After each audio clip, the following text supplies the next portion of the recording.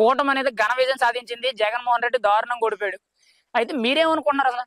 ఏంటి ఇంత హఠాత్ పరిణామం తిరగబెట్టింది మొత్తం? అయితే జనం అందరూ కలిపి అది మామూలుగా దెబ్బేశారు. ఈ జగన్ ని మొత్తం ఏంటంటే జగన్ ఏమైనా ఓడిద్దామని లెక్కలో మొత్తం జనం అందరూ కూడా మొత్తం పంతం కట్టుకున్నారు. పంతం కట్టుకుని వాడిది మొత్తం లేకంటే చేశారు. 11 సీట్లకే పరిమితం చేశారు. అది మరి జగన్మోహన్ రెడ్డి 11 సీట్లకు ఓడిపోయాడు కదా, మరి ఆయన ఈవీఎం ట్యాంపరింగ్ చేశాడని అన్నారు, నిజమేనంటారు అది?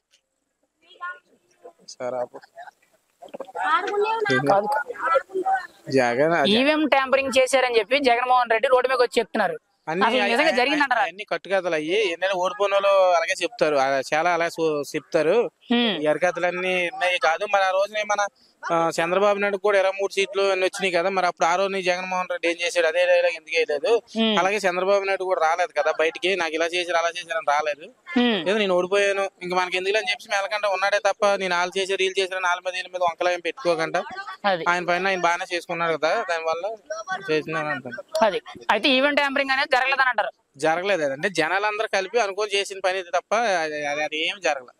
మరి జగన్మోహన్ రెడ్డి 5 ఏళ్ళు కళ్ళు మూసుకుంటే 5 ఏళ్ళు గడిచిపోతే మనం మళ్ళీ అధికారంలోకి వచ్చేస్తామని అంటాడైనా?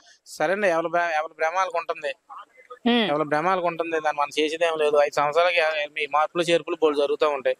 మళ్ళీ నెక్స్ట్ అది వస్తుందో లేదా ఇంకోటి వస్తుందో తెలియదు. అది ఆయన అయితే వచ్చే అవకాశం ఉందని అనుకుంటున్నారు మీరైతే?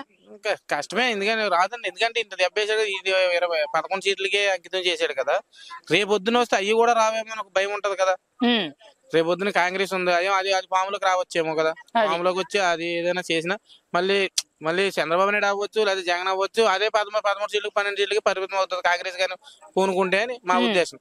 జగన్మోహన్ రెడ్డి వస్తాకి ఎలా వస్తాడు, ఏ మొహం పెట్టుకుని వస్తాడు? 23 సీట్లు ఉన్నావు నువ్వు, 23 సీట్లు ఉన్నావని ఆయన ఎటకరించి నేను అంత తేలుతున్నాయి చెప్పి అన్నాడు కదా. ఇప్పుడు 11 సీట్లకు నీ మొహం పెట్టుకుని అసెంబ్లీలోకి వస్తాడు అని మా ఉద్దేశం. ఆయన కూడా ఏదో గొడవ పెట్టుకుని వెళ్ళిపోతాడు, మళ్ళీ అసెంబ్లీలో అడిగెట్టడు.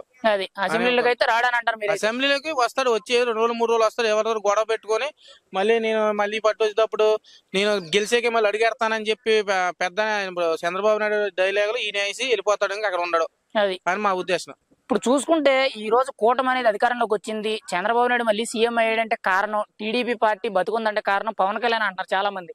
అది నిజమేనంటారా? అది వాస్తవమే కదా. ఇప్పుడు పవన్ కళ్యాణ్ కష్టపడబట్టే కదా వాళ్ళు మొత్తం సీట్లు రావనే, తెలుగుదేశం రావని అన్ని కూడా మనకి చాలా బాగానే జరిగింది. అంతా మరి వెనకాల పవన్ కళ్యాణ్ నడబట్టే ఇన్ని సీట్లు గెలిచగలిగారు.